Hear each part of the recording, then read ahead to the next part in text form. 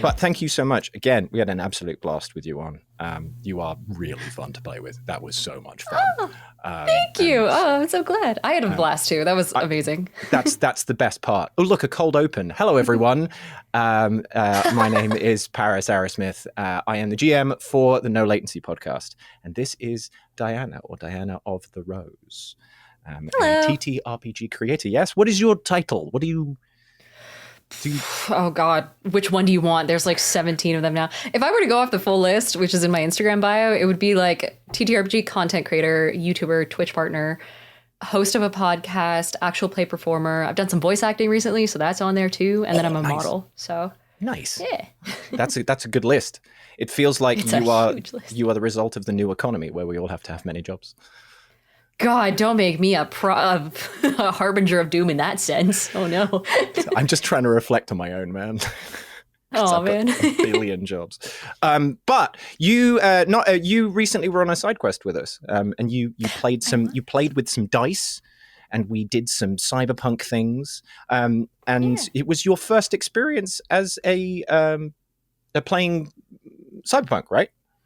it was. So I played the video game forever ago. I haven't watched Edge Runners, and I never played any of the old TTRPGs or anything else related to the IP. I dived through the wiki a little bit in preparation, but you guys made it really easy. You sent me this one website to build a character like that, essentially, and then I downloaded some quick starts. Honestly, new tabletop games are not as daunting to me as they probably should be. It was easy to slide in. Not as daunting.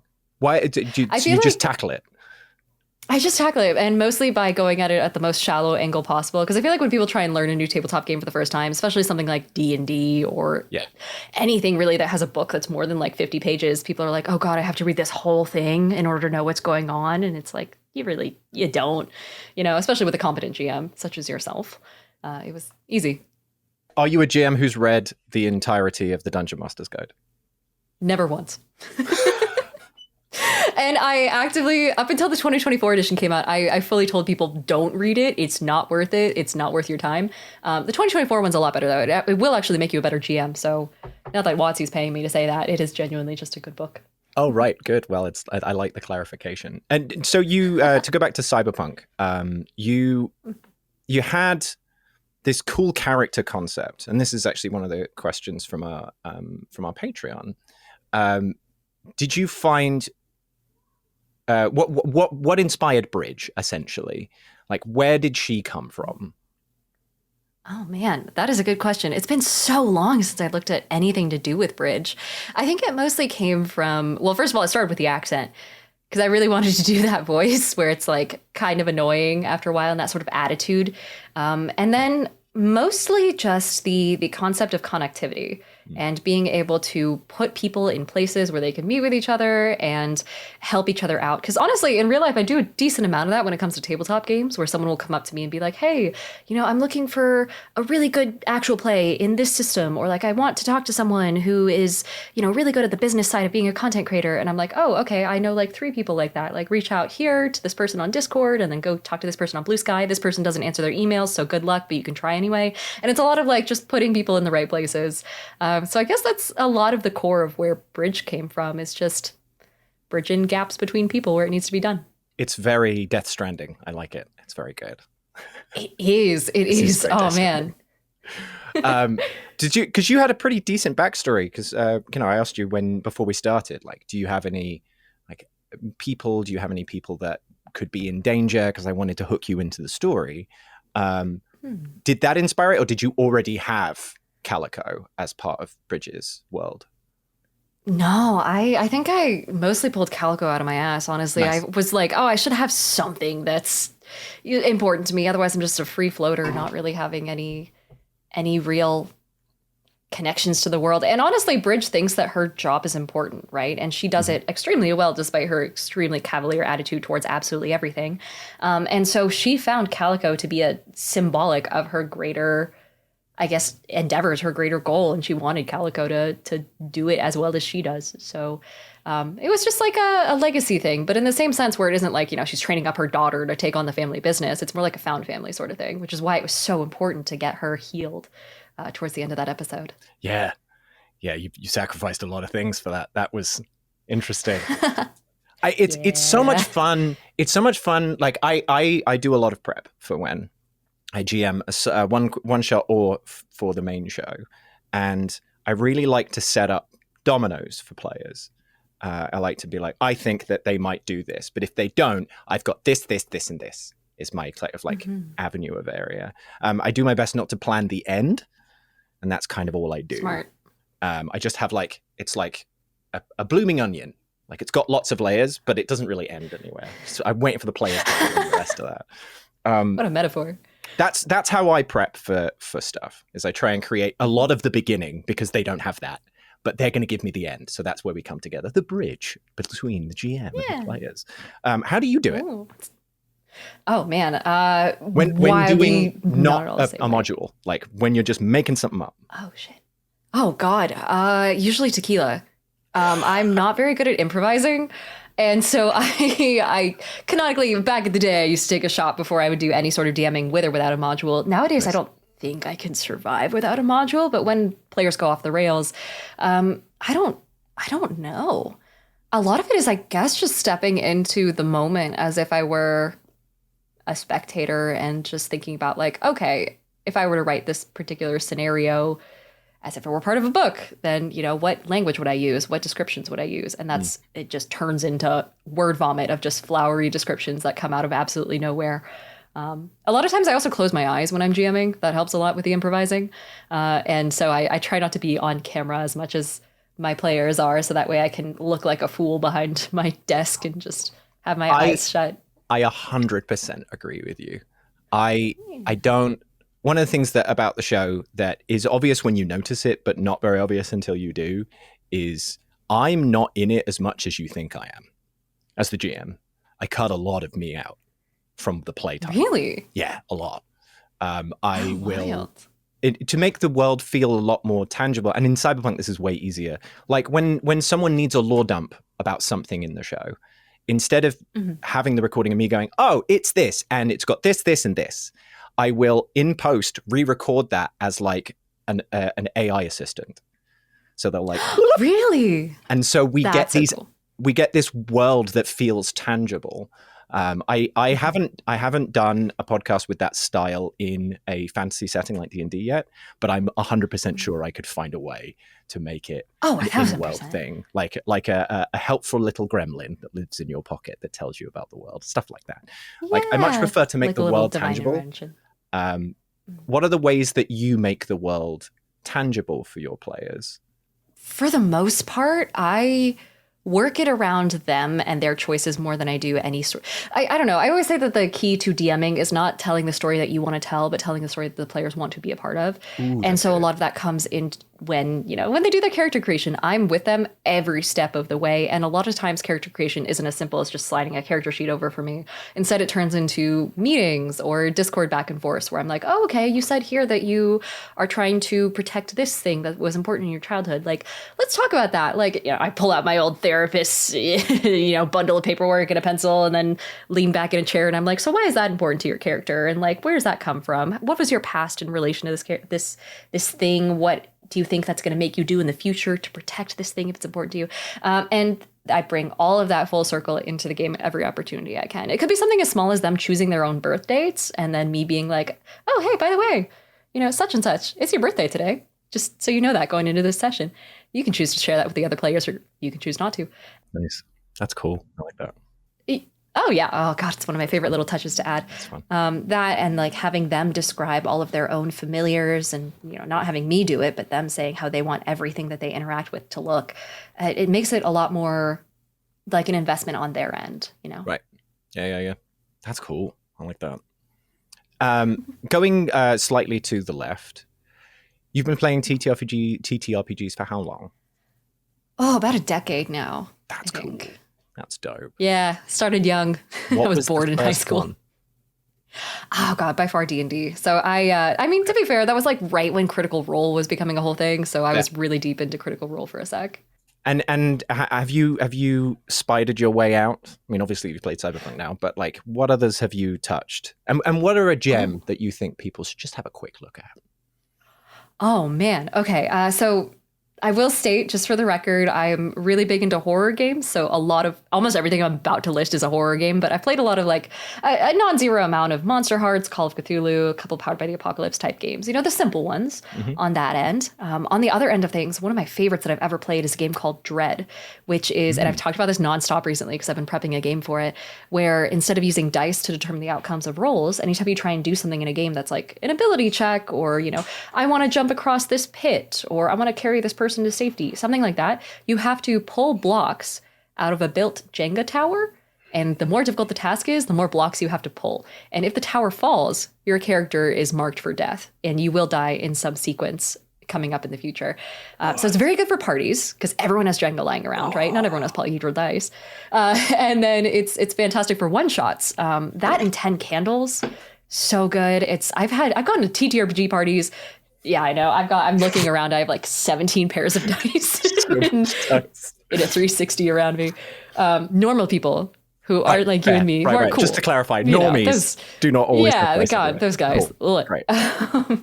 But yeah, there's a lot of, I've been to nerd parties, like tabletop gaming parties around conventions and things like that, where people will just gather in someone's basement of their rented Airbnb and play 10 Candles, just completely improvised. Hell yeah. And that's like a party activity now. I don't know. I've done a lot of games. I lean very heavily towards the horror ones, though.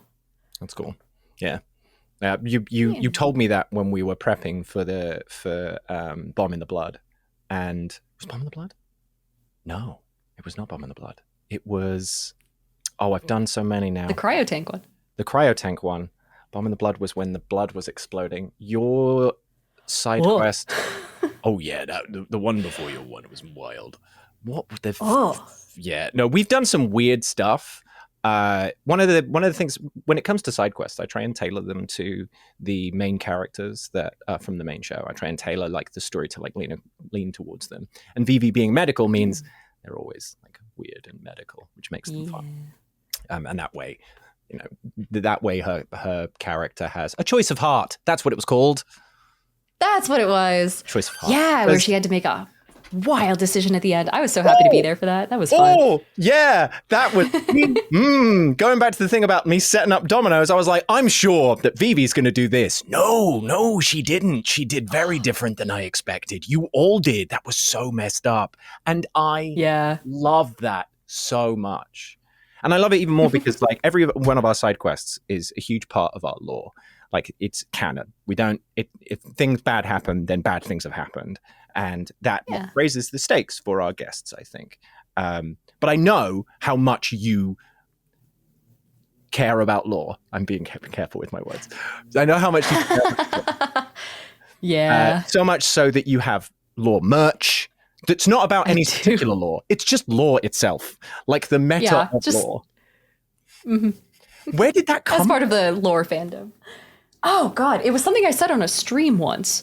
Where I was like, guys, I'm such a fan of lore. Like, I love the lore.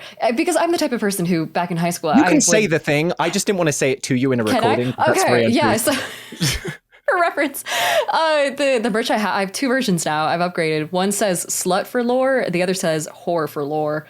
And I was like, let's be honest, a femme needs to create merch like this if anyone's going to do it. And why not? Yeah, because I was the type of person who would go through the entire Wikipedia of the Elder Scrolls, just series and read an entire timeline. I would study it more than I studied for anything in college and go through the entire timeline of events leading up to Skyrim before I would play Skyrim. Because I was like, I got to know who everyone is. I got to know where all the history is. And thus leading to the conclusion that the Stormcloaks were in fact the assholes. And then they're... Yeah, of course.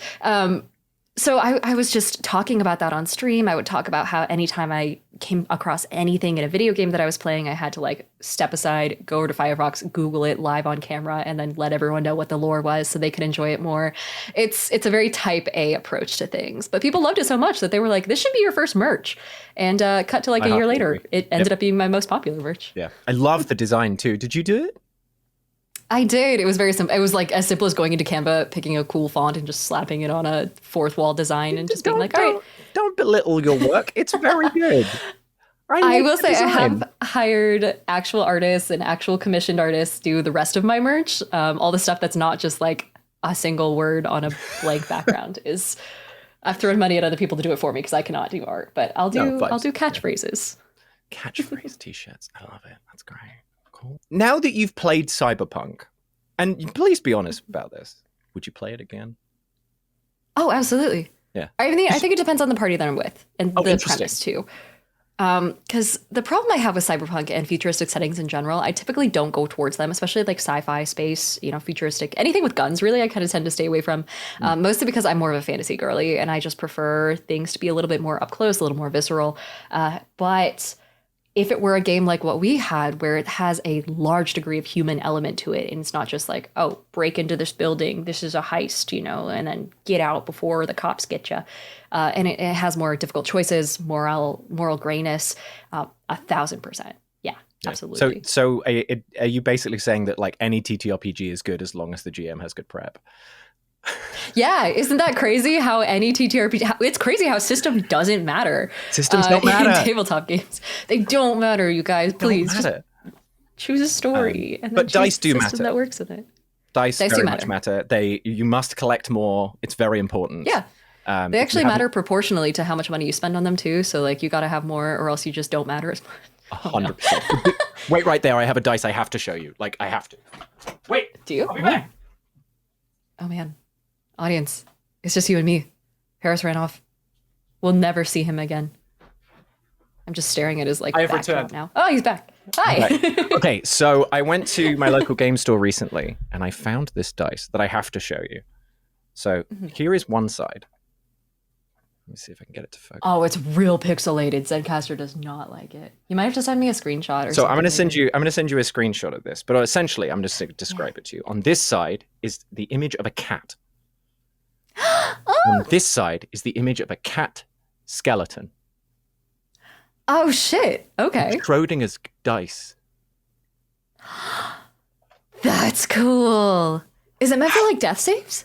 I get it's essentially a D2 because it's 3 sides are live cats and 3 sides are skeleton cats. So yeah, when it's in my hand, it's in superposition, isn't it? Yeah, that's a cool concept. Isn't that fun? Where'd you get it? Just a local store, you said? Yeah, I just found it in my local store down at Geeky Teas in Burbank. Yeah, I'm going to go back and ask them who makes it because I want more. I think this is one of the coolest dices I've ever... Dices? Dice? Dice.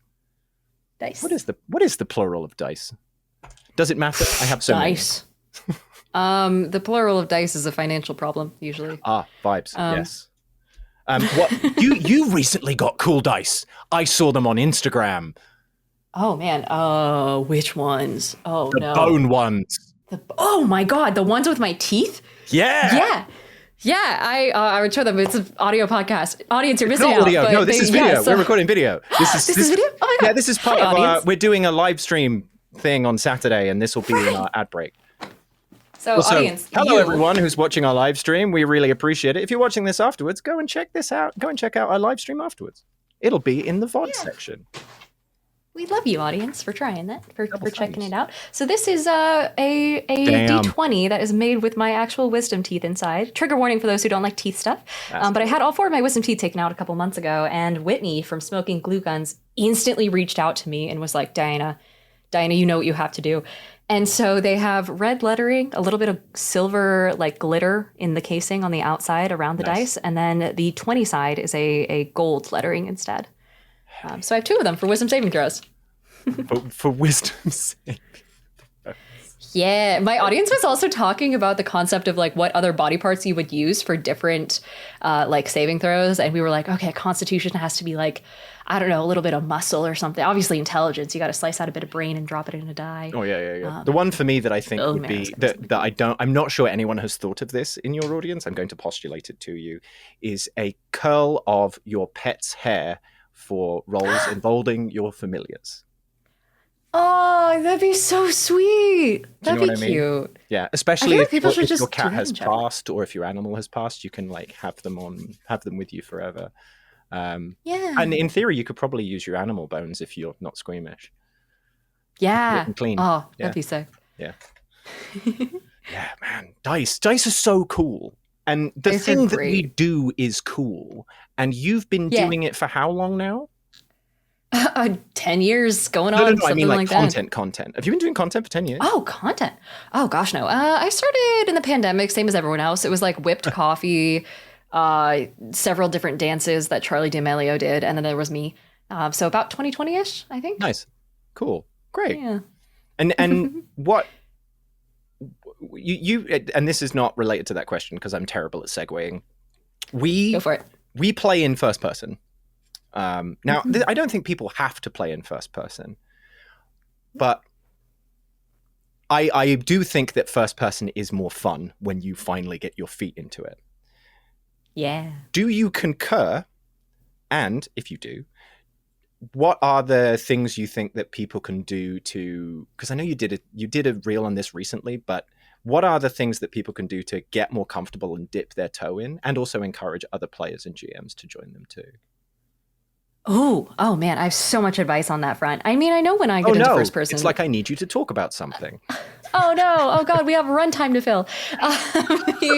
I do 100% prefer doing first person. I honestly have to kick myself because a lot of the times I find myself slipping into third person, especially when my character is doing something morally iffy and I'm like subconsciously separating myself from my character. You see it a lot in my actual plays where I initiate PvP or do something really gory and I describe it in third person. That's a subconscious switch. I need to get over that because it is more immersive to be in first person. So everyone should do it. A lot of the times what I do to get into first person thinking is read through, well, first of all, I write out my character backstory entirely in the first person. That's a really important step that you can do straight out from the beginning during session 0 or after. Oh, yeah. Yeah. Like a diary. Also having... Exactly. So I would write like, oh, I was born here. My parents were this and this. This tragic thing happened to me because there's always a tragic thing that happens. So having that be first person and then reading through it before the beginning of a session helps a lot, as does getting into character by listening to like your character playlist, going and looking at a Pinterest board that has all the colors and like armor that you would be wearing and things like that. Yeah, I think that's the major one. I think it's also on the DM to some degree to kind of, I don't want to say enforce, but almost encourage by asking the player like, okay, like what are you thinking right now? And by asking it directly in terms of what are you thinking, not what is your character thinking, what are you thinking? And that instinctively will get people without them even realizing it to respond in like, oh, this is what I'm thinking, as opposed to, oh, this is what Bridge is thinking right now. Have you ever played a game where it was entirely third person? No, I can't imagine a use case for it, but I'm sure there is one. Yeah, I wonder if there's a TTRPG out there that's actively third person.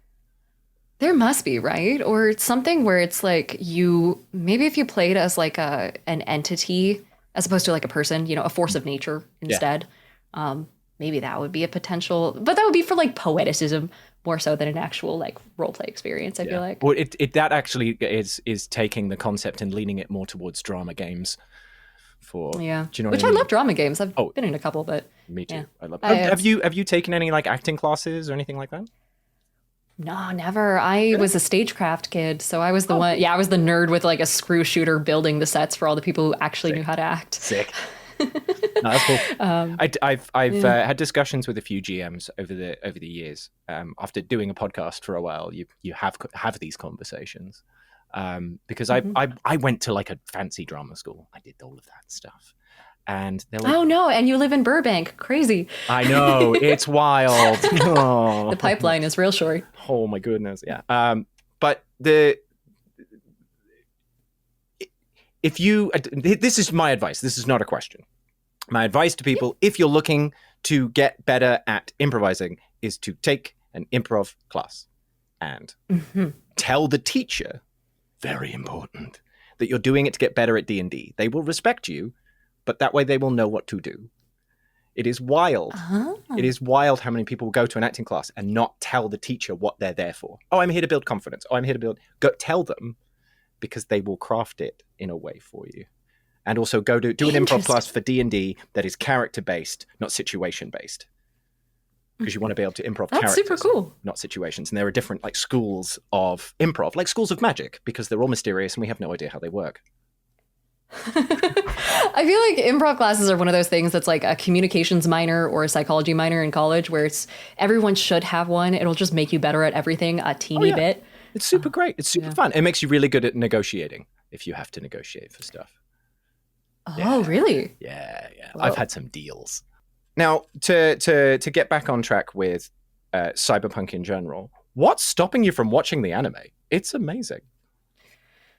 Time. It's the same thing that stopped me from watching Lord of the Rings. Oh, vibes. Okay. You ever watched Lord of the Rings? Yeah.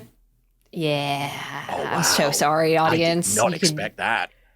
I know. I get that a lot. I will be honest. People are not pitching it to me super well because they are talking about how extremely long it is. Because they're like, you have to watch the extended versions. When do you have 15 hours straight to watch it? And I'm like, never. I know. You don't have to do that. But I'm a slut for lore. I have to. True. Yeah, and that's actually true. Honestly, I'm shocked I haven't like read the books or anything first. But the most convincing argument. No. Oh God, no. Okay. God, no. I'm just messing with you. That's fine. How could you? Yeah, the most convincing argument someone gave me recently to watch the books was told me to look up the GIF of Aragorn going through doors, and I was like, "Who is this man? Why do I care about him going through?" And so that was. Maybe I'll do it on a flight to Australia one of these days. Oh, that's a perfect thing to watch on a flight to Australia. You're going towards where they filmed it. I am. But they filmed Lord of the Rings in Australia, or is it New Zealand? Anyway, it's in that continental area, so taking the flight to that location would make sense. Yes. I wonder if the flight attendant's just going to come over, watch me watching it, and just roll their eyes. Yeah. Not give me a cookie. You're going to the thing, aren't you? Yeah, that kind of jam. You're one of those. Yeah, the eye roll at 30,000 feet. Ugh, my precious. Whatever. But so time is stopping you from watching this incredibly well-made anime. I'm going to be that guy who tells you that you should check it out. This is really good. It's very good. After this is done, I'll open Netflix in a new tab and I'll add it to my watch list. It's still on Netflix, right? Oh yeah. Well, it was a Netflix partnership with Trigger. Got it. I'm personally, I'm very impressed with it as a person who's dipped themselves in cyberpunk lore for a while before it came out. I'm going to tell you right now, I'm a slut for cyberpunk lore. I love it. Is it pretty true to the lore? The anime, like, it doesn't deviate at all. Oh, it is a CD Projekt Red. It is an Artel Saurian led. Like, everyone had their feet in it, and people had like, no, that's not how the world works. It has to be like this. Like, everything in I love that is how it should be. And the thing I love about what Trigger has done is a lot of cyberpunk stories, when you read the lore, don't end well. Like, the world of cyberpunk is dangerous. Every story is about someone who died. Every drink in the afterlife is named after someone who is legendary but dead. And, like, you played the game, right? Interesting. Yeah, the whole world is based on that idea of, like, you're here to leave a lasting impression, but you are a bright star and you're burning out. Get it done. And that's what I think is great about cyberpunk is that that corporate world means you don't have a lot of time. You're going to die. So how have you implemented that into the series so far, then, as a GM in the tabletop game? Well, minor spoilers for season 1 of the show. Everyone who's watching, we had a PC death in season 1. Season 1? How early in season 1? In the finale. Oh, okay. Wow. Ugh. Is everyone okay? I mean, obviously not the PC, but the characters, the players. He made a sacrifice. He had to. He had to. For 2 reasons. One, he wanted to concentrate on his writing career. And 2, he thought it would be cool. And it was. Yeah. Cool. Yeah. Oh, that's sick. Yeah, true to the lore. I love that. Yeah. So the world is dangerous. And I like a world that has high stakes. And like, yes, like when you're making a podcast, like when you're making a long form podcast, your characters have an element of plot armor. But if they choose to go down the wrong path, and I'm like, hey man, this is not, I can't meta you out of this. If you die, you die. Mm-hmm. Like we've also had genuinely characters almost die in season 2. We had somebody almost suffocate in space. It's not a big deal. Yeah, no, we've been around.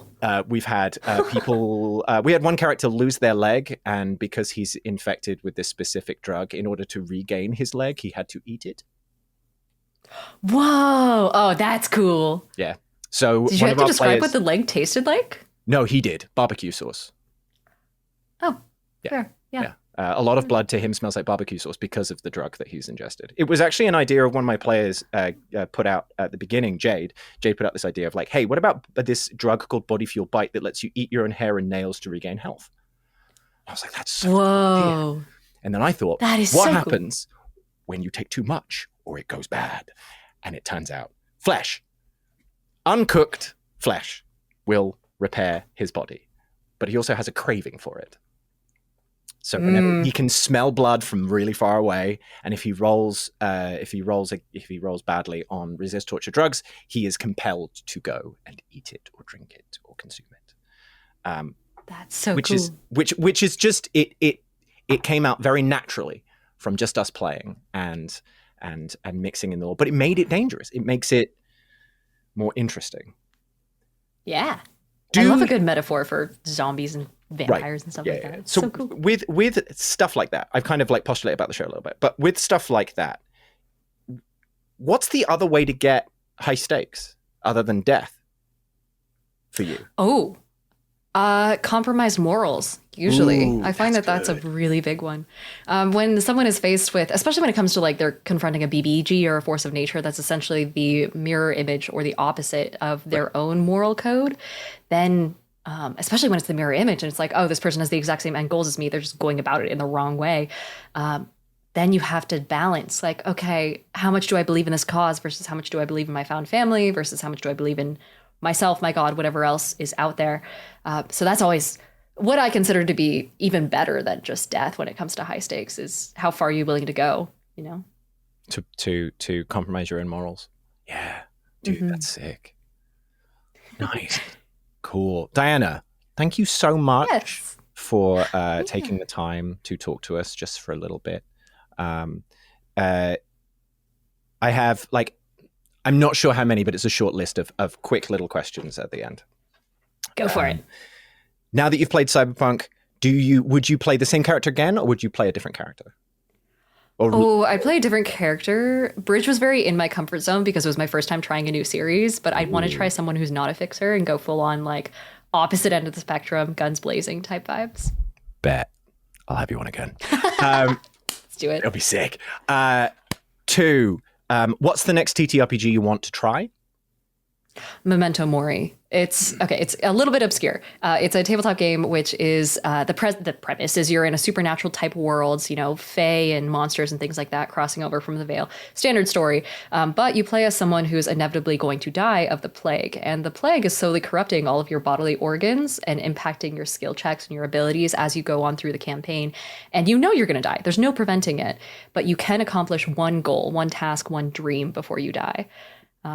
And then there's supernatural stuff mixed in. So like medieval horror, hope core. Who publishes that? Not really. Do you know? It's by Two Little Mice is the name of the publisher. Nice. Cool. Yeah. That makes it easier for the audience to find it. Thanks so much. There you go, audience. Still not sponsored, but man, I would die if they reached out. I have one other question from the Patreon that I don't want to forget, so I'm going to ask you now. Based on what you know of cyberpunk lore, what might be the craziest thing that you would find in cyberpunk? Any physiological approach? Oh God, I have no idea. My cyberpunk lore is so aged. I imagine it would be really cool to find something that kind of retroactively dips into like the old foundational lore, like pre-Johnny Silverhand type stuff, where it fundamentally changes the truth of basically everything that's happened up through then, but still fits within the canon. Very much like, spoiler for Game of Thrones, because I'm in the middle of watching that right now, when you find out who Jon's parentage is, that sort of thing, that sort of secret, you know, just like a little bit of info would be cool to find. Physiologically, I'm not 100% sure. I don't think I can top barbecue sauce blood, honestly. Yeah, no, it honestly was very inspired by Jeb. I just spat on my leg. Cool. That was very attractive. Good me. This is on video too. I love that for me. Anyway, you're welcome, audience. Thank you. Yes, you're welcome. Please subscribe to my Patreon for more of that. Hey, what is your next? You've got a podcast of your own. That you I do. Like more stuff. How's it going? I do.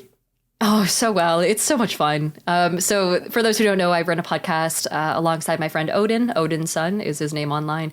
It's called Worlds Apart. At Worlds Apart ttrpg is where you'll find it. And it's nothing like an actual play. People keep asking me to DM online, and it's too much pressure. Not yet. Maybe someday. But instead, it's my friend and I just sitting down and world building from scratch, completely improvised, bringing nothing into it. We sit down in front of a microphone and we're like, okay, today we're going to build a god or a scenario or a parasite, a food, something like that.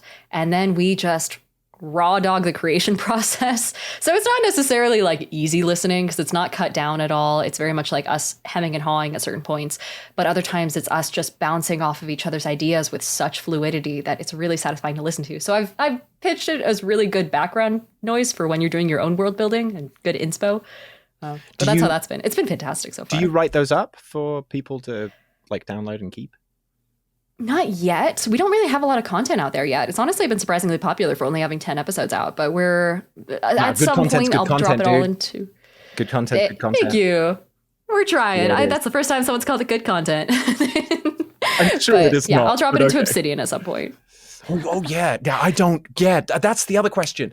What are your notes like? I get this question a lot. My notes are crazy and very unintelligible.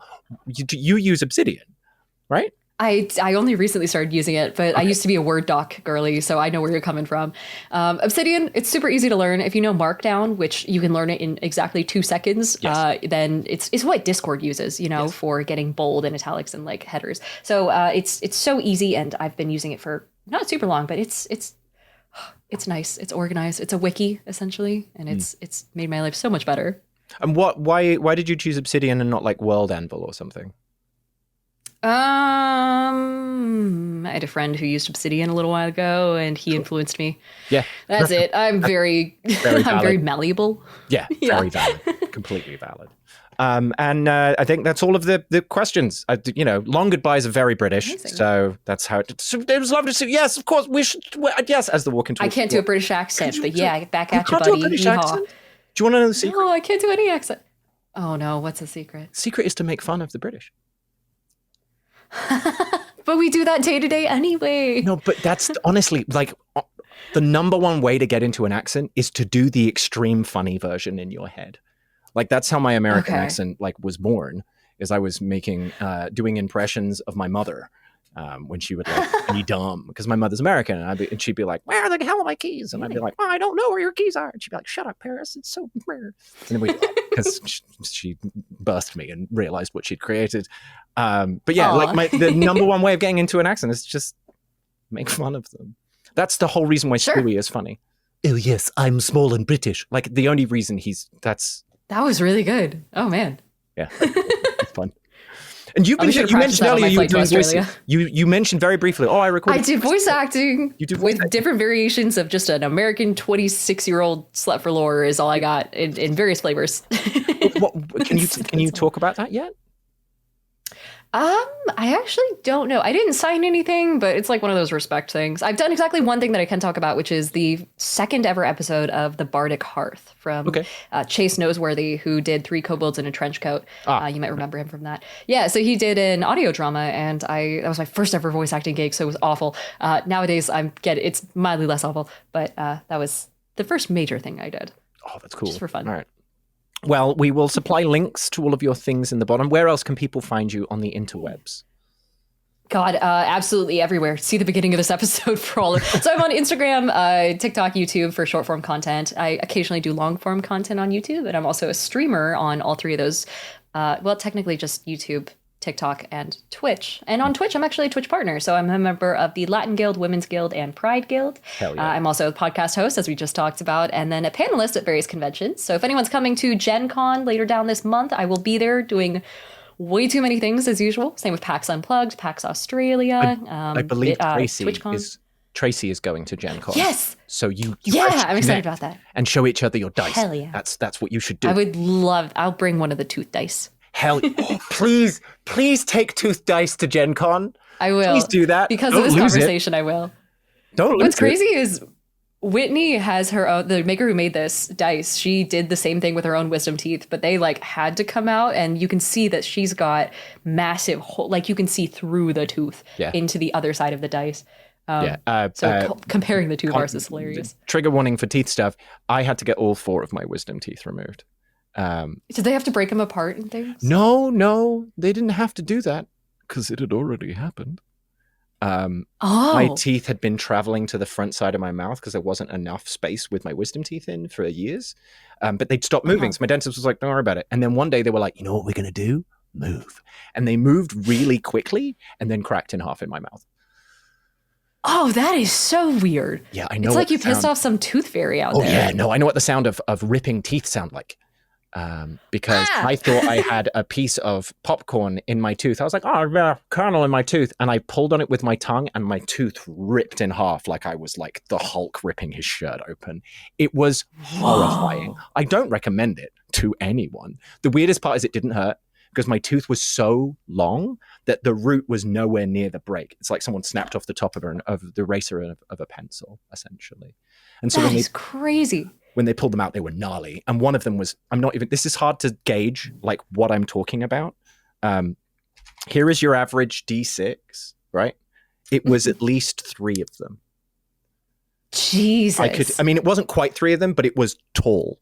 And I had to have 14 injections to actually numb my face, which is far more. Did you get to keep them at least? I was too. Shit, you could have made 3D6s out of those. I wanted to. But I was so full of drugs by the time we were done. I was a mess. Yeah. I really was. Getting your wisdom teeth removed is horrible, everybody. As a PSA, do all 4 at once. Don't do 2 at once. Do not want to do that more than once. That's literally what my dentist said to me. He was like, you could do 2 and then 2 later, but the thing is you won't come back for the second set. At least he's honest. Yeah. And on that beautiful note, we can find you on Instagram, TikTok, and Twitch. Congratulations on breaking, was it 14,000 on Twitch recently? It was on Twitch. Congratulations. Yeah, little applause. Well done. Thank you. Look, streaming on Twitch, doing streaming and stuff, it's work. It takes dedication. And you did it. And when you're an introvert, it's the reason my streams are only an hour and a half long is because after that hour and a half, I have to go sit on my couch and just stare at the ceiling for a sec to dissociate and gain energy back because I am not built for extroverted talking all the time. But yeah, man, no, I know what you mean. I'm very much an inside child. I know exactly what you mean. I love being on the inside. It's where all the dice happen.